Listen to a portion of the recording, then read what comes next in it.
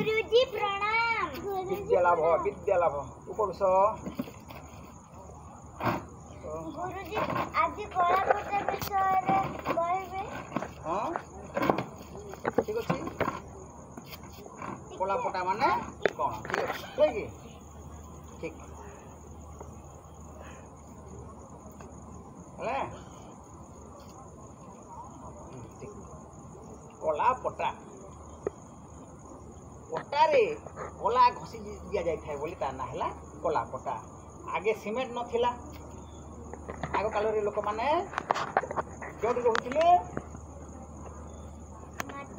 रोते गुरुकुल आश्रम रोते शिष्य मान छात्र मैंने गुरु सहित रोते आश्रम वन जंगल रोते से कौन करते पटा को काठ पटारे कला रंग घसी दौले एवं चून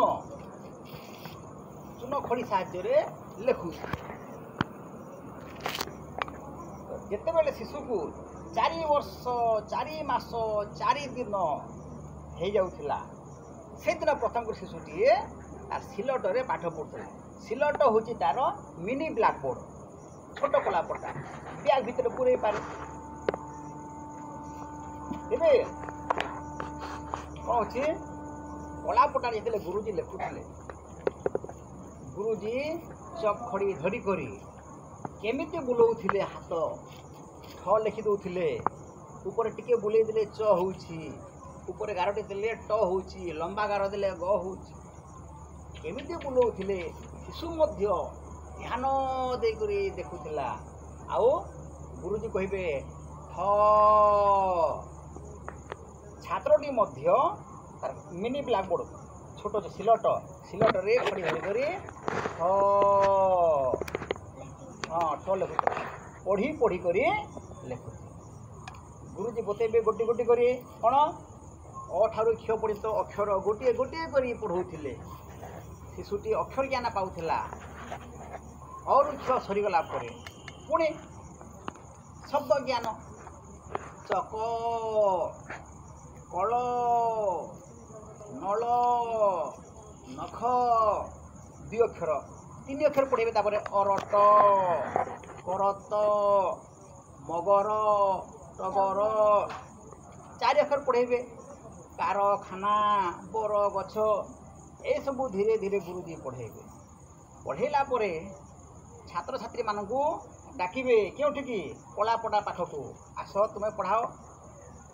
छात्र छात्री माने तापरे कौन करेंगे कलापटारे पुणी पढ़ेबे गुरुजी जहाँ पढ़े गोटे बाड़ीटे थी तार ना हूँ पॉइंट से पाखे लगे कहे चक कहले अन्य छात्र छात्री मैंने जोर रे चक बोली पढ़े।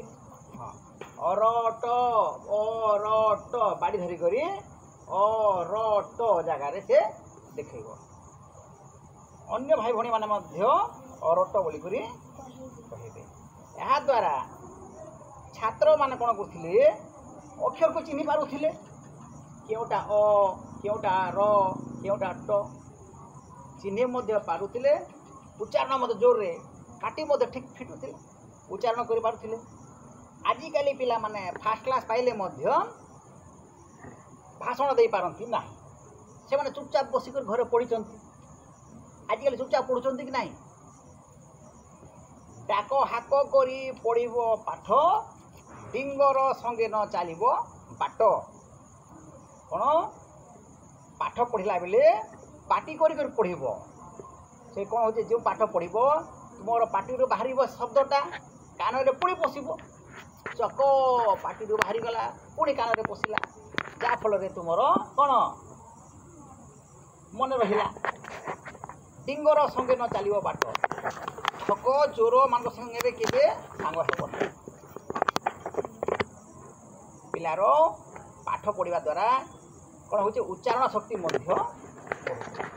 एवं एकाग्रता कलापटा को जिते बेले छात्र देखुव गुरुजी कौन लिखुंट बेले एकाग्रता तार ध्यान एपट सेपट जीव ना छात्र ध्यान कलापटारे खाली थी कहीं गुरुजी लिभे देवे जदि देखो ना गुरुजी पर पचारे जदि कही पारा नहीं माड़ पड़ो तेणुक ଛାତ୍ରଟି କ'ଣ କରୁଥିବ ଗୁରୁଜୀ ଯାହା ଯାହା ଲେଖୁଛନ୍ତି ଧ୍ୟାନ ଦେଇକରି ଲେଖୁଥିବ କଳାପଟାକୁ। ଗୁରୁଜୀ ଲିଭେଇ ଦେବେ, ପୁଣି କହିବେ ଏବେ ଯାହା ଯାହା ଲେଖିଲି ସିଲଟରେ ଲେଖି ଆଣ। ପିଲାଟି ଦେଖିଥିଲେ ତ ସିଲଟରେ ଲେଖିବ। ତେଣୁକରି ପିଲାଟି ଏକାଗ୍ରତା ଧ୍ୟାନ ଦେଇକରି କଳାପଟାକୁ ଦେଖୁଥିବ। ଆଉ କ'ଣ କରିବ? ସିଲଟରେ ଲେଖିବ। ଗୁରୁଜୀ ଯେମିତି ହାତ ବୁଲଉଥିବେ, ଅକ୍ଷର ଯେମିତି ଲେଖୁଥିବେ, ଅକ୍ଷର ଛାଡ଼ି ଛାଡ଼ି କରି ଲେଖୁଥିବେ, ଶିଶୁଟି ମଧ୍ୟ ସେଇଭଳି ଭାବରେ କ'ଣ କରୁଥିବ? ଲେଖୁଥିବ। ପୁଣି ଗୁରୁଜୀ ଡାକିବେ ଛାତ୍ରମାନଙ୍କୁ, ଆସ ଲେଖ। ଛାତ୍ରମାନେ ତାପରେ ଯିବେ ଜଣେ ଜଣ କରି ଚଖଡ଼ି ଧରି କରି କଳାପଟାରେ ଲେଖିବେ।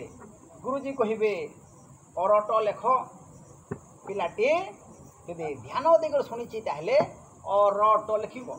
ଯଦି ଧ୍ୟାନ ଦେଇନାହିଁ ତାହେଲେ ଅଟର ଲେଖିଦେବ, ଭୁଲ ହେଇଯିବ। ଗୁରୁଜୀ ପୁଣି କହିବେ, ବତେଇଦେବେ ଯେ ତୁମର ଭୁଲ ହେଇଗଲା, ଅରଟ। ତୁମେ ଧ୍ୟାନ ଦେଇକରି ପଢ଼ିଲ ନାହିଁ, ତେଣୁକରି ଭୁଲ କଲ। ହେଲା, କଳାପଟାରେ ଯେଉଁ ଗୁରୁଜୀ ଯାହା ଲେଖନ୍ତି ପିଲାମାନେ ଦେଖିବା ଦ୍ୱାରା ତାଙ୍କର ଧ୍ୟାନ ମଧ୍ୟ ବଢ଼େ, ସ୍ମରଣ ଶକ୍ତି ମଧ୍ୟ ବଢ଼େ। ଆଉ କଳାପଟାରେ ଶିଶୁ ଗୁରୁଙ୍କୁ ଦେଖିଥାଏ। କଳାପଟାରେ ଶିଶୁଟି ଗୁରୁଙ୍କୁ ଦେଖିଥାଏ। ଗୁରୁ ଯାହା ଯାହା ଲେଖିଥିବେ ପିଲାଟି ଗୁରୁଙ୍କର ମୁହଁକୁ ଦେଖେ। ସବୁବେଳେ ଗୁରୁଙ୍କର ମୁହଁଟା ପିଲାର ଆଖି ଆଗରେ ନାଚି ଉଠେ। ଗୁରୁଜୀ କେମିତି ପଢ଼ଉଥିଲେ, ହାତ କେମିତି ହଲଉଥିଲେ, ଗୁରୁଜୀ କେମିତି ଚାଲୁଥିଲେ, ସେଇ ସବୁ ଗୁରୁଜୀଙ୍କର କ'ଣ ଅଭିନୟ ସବୁ ପିଲାଟି କ'ଣ କରେ? ଅନୁକରଣ କରେ। କଳାପଟାରେ ଯାହା ଥିବ ପିଲାଟି ସବୁ ଦେଖେ। ଗୁରୁଜୀଙ୍କର କଥା ମନେ ପକାଇ ପକାଇ ସେ କଳାପଟାର ଅକ୍ଷରକୁ ସେ ଦେଖିଥାଏ। ପିଲାଟି ଘରକୁ ଆସେ। ଘରକୁ ଯେତେବେଳେ ଆସିବ, ସିଲଟର ତ ଆଉ ନାହିଁ, ଲିଭେଇ ଦିଆହେଇଛି। ବାପା ମା ପଚାରିବେ ଆଜି କ'ଣ ପଢ଼ିଲୁ? ପିଲାଟି ପୁଣି କ'ଣ ସିଲଟ ଖଡ଼ି ବାହାର କରିବ, ଆଉ କ'ଣ କରିବ? ଲେଖିଦେବ। ଯାହା ଯାହା ଧ୍ୟାନ ଦେଇକରି ପଢ଼ିଛି ଆସିକରି ଲେଖିଦେବ। ଯଦି ଧ୍ୟାନ ଦେଇକରି ଯଦି ସେ କ'ଣ ପଢ଼ି ନାହିଁ କି ଶୁଣି ନାହିଁ କି ଦେଖି ନାହିଁ ତାହେଲେ ଭୁଲ ହେବ।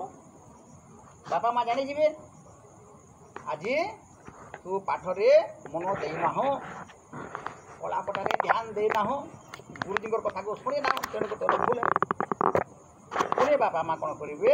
ଗୁରୁଜୀ ଯାହା ପଢ଼େଇଥିବେ ପିଲାଟି ତ ଭୁଲ ଭାଲ କହିଦେବ, ତାକୁ ସୁଧାରି କରି କ'ଣ କରିବେ? ଲେଖିବେ। ତେଣୁକରି କଳାପଟା ହେଉଛି କ'ଣ? ନିର୍ଜୀବ ଗୁରୁ।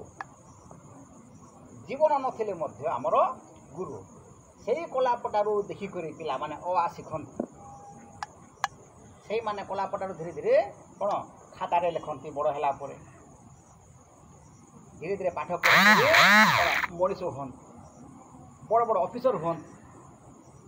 ସେ କଳାପଟା ପାଠ ପଢ଼ିକରି କ'ଣ ଶିକ୍ଷକ ହୁଅନ୍ତି। ବଡ଼ ହେଲା ପରେ ଗୁରୁଜୀ ଯାହା ପଢ଼େଇଥିବେ ଛାତ୍ରମାନେ କ'ଣ କରନ୍ତି? ତାକୁ ଦେଖିଥାନ୍ତି, ଶୁଣିଥାନ୍ତି, ଶିଖିଥାନ୍ତି। ସେମାନେ ଯେତେବେଳେ ବଡ଼ ହେବେ ସେଇ ଗୁରୁଜୀଙ୍କର କଥା ମନେ ପଡ଼େ। ଗୁରୁଜୀ କେମିତି ପାଠ ପଢ଼େଇଥିଲେ, ଚକ୍ କେମିତି ଧରନ୍ତି, ଅକ୍ଷର କେମିତି କଲେ ଗୋଲ ଗୋଲ ହେବ। ଆଜିକାଲି ଅକ୍ଷର ସବୁ କ'ଣ ହେଉଛି? ପିଲାମାନଙ୍କୁ ବିଭିନ୍ନ ପ୍ରକାର ସ୍କୁଲ ଖୋଲିଲାଣି। ସେମାନଙ୍କୁ ଏକାଥରକୁ ଖାତା, କଲମ, ପେନସିଲ ଧରେଇ ଦିଆହେଉଛି। ପିଲା ଲେଖୁଛି, ଅକ୍ଷର ସବୁ 3 କୋଣିଆ, 4 କୋଣିଆ, 5 କୋଣିଆ ହେଇଯାଉଛି। ଅକ୍ଷର ଆଉ ଗୋଲ ନାହିଁ। ଅକ୍ଷର ଆଉ କ'ଣ ଗୋଲ ନାହିଁ କି ସମାନ ନାହିଁ, ଛୋଟ ବଡ଼ ହେଉଛି। କଲମରେ ଲେଖିବା ଦ୍ୱାରା ଭୁଲ ହେଲେ ଆଉ ଲିଭେଇ ହେଉନାହିଁ। ତେଣୁକରି ପ୍ରଥମେ ମିନି ବ୍ଲାକ୍ ବୋର୍ଡ଼ ସିଲଟରେ ଲେଖିବା ଦ୍ୱାରା ଭୁଲ ହେଲେ ଲିଭେଇ ହେଉଥିଲା, ତାକୁ ପୁଣି ସୁଧାରି ଦେଉଥିଲେ। କଳାପଟାରେ କ'ଣ ଗୁରୁଜୀ ଲେଖି ଦିଅନ୍ତି, ଲିଭେଇ ଦିଅନ୍ତି, ପୁଣି ଲେଖିବେ, ପୁଣି ଲିଭେଇବେ।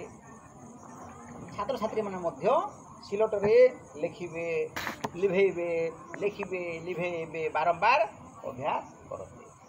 ତେଣୁକରି କଳାପଟାର ଅର୍ଥ ହେଉଛି କ'ଣ? ନିର୍ଜୀବ ଗୁରୁ। ସେ ମଧ୍ୟ ଆମର ଜଣେ ଗୁରୁ, କିନ୍ତୁ ତା'ର ଜୀବନ ନାହିଁ। ଜୀବନ ନଥିଲେ ମଧ୍ୟ ସେ ଆମକୁ ବହୁତ ଜ୍ଞାନ ଦିଏ। ଆମେ ଯେତେ ଜ୍ଞାନ ପାଇଛୁ ସବୁ କଳାପଟାରୁ ପାଉ। ଅକ୍ଷର ଶିକ୍ଷା, ଶବ୍ଦ ଶିକ୍ଷା, ବାକ୍ୟ ଗଠନ, ବ୍ୟାକରଣ ରଚନା ବିଭିନ୍ନ ପ୍ରକାର ଗୀତ ଗପ ହେଲା। ଠିକ୍ କ'ଣ ବ୍ଲାକବୋର୍ଡ କଳାପଟା।